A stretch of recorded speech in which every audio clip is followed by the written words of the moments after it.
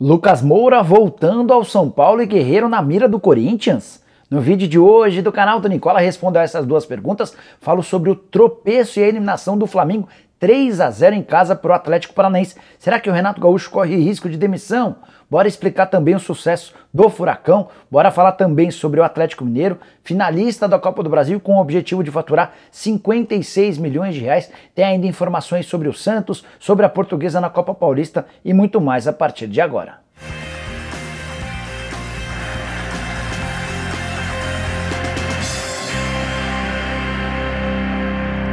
Fala aí pessoal, sou o Jorge Nicola, bem-vindos a mais um vídeo do canal, muito legal ter vocês por aqui. Antes de passar todas as informações, dois rápidos pedidos. Primeiro, para deixarem like no vídeo é só apertar o joinha. Segundo, para você se inscrever no canal, apertando esse botãozinho vermelho de inscreva-se, ativa também as notificações, assim você é avisado toda vez que tiver vídeo novo ou o programa do Nicola dessa quinta-feira começa às 19 horas. Agora sim, bora começar o vídeo, não sem antes dividir uma última dica importante. Bora contar que todo esse conteúdo é um oferecimento de Brasino 777, a casa de apostas esportivas onde eu tenho me dado muito bem. Na terça-feira, por exemplo, consegui cravar o empate dos dois jogos que envolviam times na parte de cima da tabela e me dei super bem. Até por isso vou manter a estratégia e vou apostar nessa quinta-feira na vitória do Cruzeiro contra o Remo. É o jogo do 12º contra o 13º colocado na tela, todas as odds. A vitória do Cruzeiro pagando R$ 1,66, o empate pagando R$ 3,50 e a vitória do Remo pagando R$ 5,40. Sempre lembrando que no Brasino 777 você tem 250% de bônus no valor do seu primeiro depósito. Vou repetir, 250%. Se você, por exemplo, depositar R$ 400, vai ter direito a mais R$ 1.000 apenas em bônus, passando a contar com uma banca de R$ 1.400, o que aumenta bastante as suas chances de ganhar. Só para arrematar, vale contar que no Brasino 777 você ainda tem o Pix à sua disposição. Para aproveitar o bônus de 250%, você tem duas chances, ou alternativas. Pega seu celular e aponta para o QR Code que eu estou mostrando na tela, ou usa o link que está no comentário fixo. Não fique fora dessa, Brasino 77, aproveite a promoção.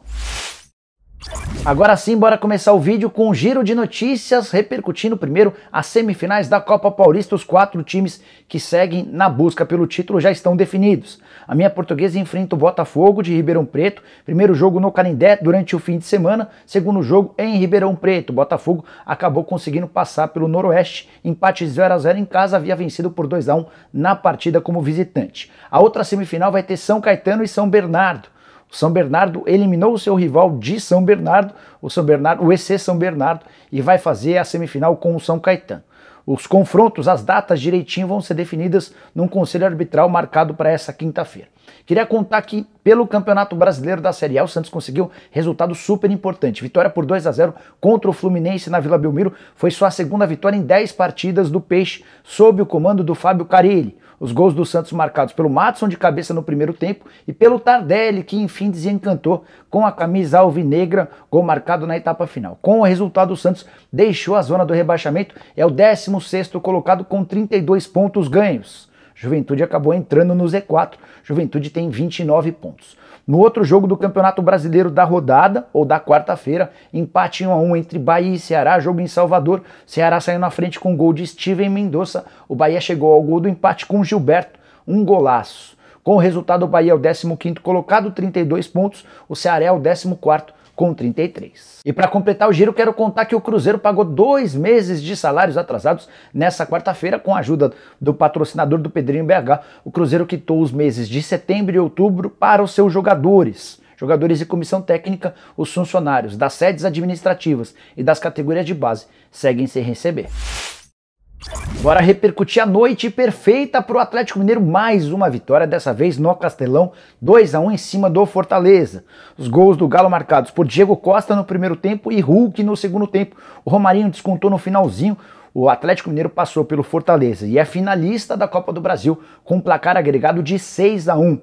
4-0 em Belo Horizonte, 2-1 em Fortaleza. E além de continuar sonhando com o título, o Atlético Mineiro ainda conseguiu garantir 23 milhões de reais, que é o prêmio prometido pela CBF ao vice-campeão. O campeão fatura 56 milhões de reais e o Cuca ainda conseguiu poupar alguns titulares. O Hulk, por exemplo, só entrou no decorrer da partida. Por outro lado, o Diego Costa e o Vargas, que precisavam um pouquinho mais de ritmo, fizeram a partida como titular. Com o gol anotado nessa quarta-feira, o Hulk se isolou na artilharia da Copa do Brasil, deixando o São Paulino Rigoni para trás. E antes de mudar de assunto, só fazer o registro da excelente campanha do Fortaleza, que nunca havia chegado a uma semifinal da Copa do Brasil, e da reação do torcedor do Fortaleza, que mesmo depois da derrota não deixou o estádio e cantou a plenos pulmões para festejar a boa fase do time. Quero falar agora sobre o Atlético Paranaense, que merece muito destaque. O Furacão fez 3-0 no Flamengo em pleno Maracanã e garantiu a classificação para a final da Copa do Brasil mais uma vez. E é curioso lembrar que em 2012 o Atlético Paranaense disputava a Série B, ou seja, de 2013 para cá esse Furacão conseguiu, por exemplo, disputar 3 finais da Copa do Brasil, ganhou um título e vai ter a chance de ganhar mais um agora. Vai para a segunda final de Sul-Americana, foi campeão recentemente e enfrenta o Red Bull Bragantino na decisão dessa temporada. Isso tudo com uma folha salarial muito inferior à dos grandes concorrentes no futebol brasileiro. Hoje o Atlético Paranaense gasta cerca de 4 milhões de reais por mês. O Corinthians, que recentemente contratou William, Roger Guedes, Juliano e Renato Augusto, gasta basicamente esses mesmos 4 milhões com apenas 4 atletas. O Atlético Paranaense, que investe muito nas categorias de base e em alguns jogadores específicos. Nessa temporada, por exemplo, contratou o Matheus Babi por 12 milhões de reais. O Abner já havia sido contratado por 10 milhões de reais e o Terans chegou por 7 milhões e meio. Os três têm dado muito conta do recado. O Babi se machucou, até por isso ficou fora do time, mas os outros dois são peças fundamentais. Marcinho também foi uma ótima aquisição. Até o Carlos Eduardo e o Pedro Rocha, que chegaram sob enorme desconfiança, também têm mandado bem com a camisa do Furacão, que mereceu muito a classificação contra o Flamengo, jogou uma bola fina. E a curiosidade é que o Furacão, mesmo não fazendo um bom campeonato brasileiro, por se poupar para as Copas, vai ter a oportunidade de terminar o ano com 2 títulos, um nacional, a Copa do Brasil, e um internacional, a Sul-Americana. Quero falar agora sobre o outro lado da semifinal da Copa do Brasil, o lado derrotado do Flamengo, derrota acachapante, 3-0 em casa, para desespero do torcedor rubro-negro, que está muito bravo com todo mundo. Os 3 gols da partida foram marcados, 2 pelo Nicão e 1 pelo Zé Ivaldo. O Flamengo criou inúmeras oportunidades de gol, mesmo bagunçado, mesmo com todas as dificuldades. Teve oportunidades para diminuir o placar, mas esbarrou na falta de pontaria e esbarrou também na falta de atenção de seus atacantes. 4º jogo sem vitória do Flamengo, que vem de 2 empates e 2 derrotas. Nesses 4 jogos seguidos são 3 gols marcados e 8 gols sofridos. Flamengo, que sob o comando do Renato Gaúcho conheceu sua 4ª derrota no Maracanã, várias delas bem feias. 4-0 para o Internacional, 3-0 para o Atlético Paranaense, 3-1 para o Fluminense e 1-0 para o Grêmio, que na oportunidade era o vice-lanterna do Campeonato Brasileiro. Com a eliminação, o Flamengo desperdiça a possibilidade de faturar até 56 milhões de reais, esse é o prêmio prometido ao campeão da Copa do Brasil. Para piorar, no próximo sábado o Flamengo vai ter a obrigação de vencer o Atlético Mineiro, se não quiser ficar fora também do Campeonato Nacional. A diferença do Flamengo para o Galo é de 13 pontos. Vamos imaginar que o Atlético vence o Flamengo no Maracanã, essa diferença vai para 16 pontos e aí certamente o Flamengo não terá tempo nem capacidade para buscar essa diferença, vai restar apenas a Libertadores da América. A pergunta que você pode estar se fazendo é: Renato Gaúcho continua? Será demitido? Antes de gravar esse vídeo, troquei mensagem com um dirigente do Flamengo.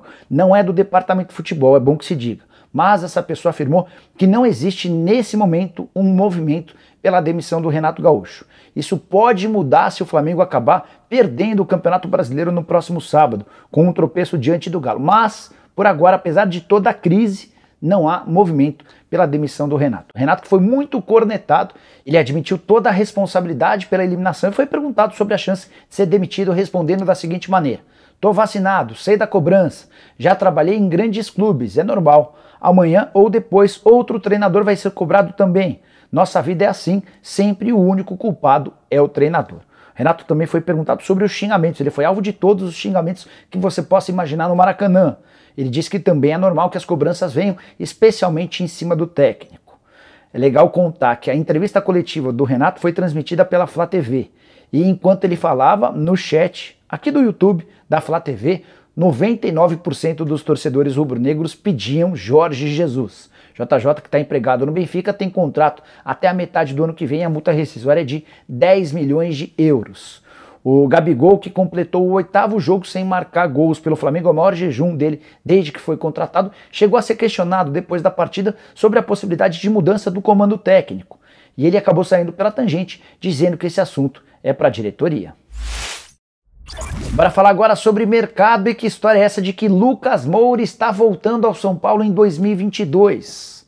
Dá para assegurar que o Lucas voltará um dia ao tricolor. Ele é fanático pelo São Paulo, mesmo à distância, morando em Londres, segue assistindo a todos os jogos, acompanhando, conversando com torcedores pelas redes sociais, tem ainda alguns amigos como funcionários do São Paulo com quem ele mantém contato com alguma frequência. O Lucas voltará ao São Paulo, mas, ao que tudo indica, não será em 2022. Conversei com o Júnior Pedroso, que é o empresário do Lucas há bastante tempo, e o Júnior falou o seguinte, abre aspas, a possibilidade da volta do Lucas agora é muito pequena. Ele fez questão de enfatizar por 3 vezes a palavra muito. Perguntei o motivo e ele lembrou que o Lucas joga como titular na atual temporada pelo Tottenham. São 12 jogos na atual temporada, sendo 9 como titular. O único gol marcado saiu nessa quarta-feira na vitória por 1-0 contra o Burnley em jogo da Copa da Liga Inglesa. O Lucas começou como titular, marcou o gol e acabou sendo substituído já de olho no campeonato inglês. O contrato do Lucas com o Tottenham só termina em julho de 2024. O salário dele por lá é impagável para qualquer clube de futebol no Brasil. A tendência é que ele se aproxime do fim do contrato ou talvez cumpra todo o contrato com o Tottenham e aí volte ao futebol brasileiro. Mais especificamente para o São Paulo, é praticamente inviável imaginar o Lucas jogando por outro clube que não o tricolor. A boa notícia para o São Paulino é que ele tem só 29 anos de idade, completou em agosto mais um aniversário, ainda que ele fique até 2024, vai voltar numa idade boa para fazer sucesso pelo tricolor.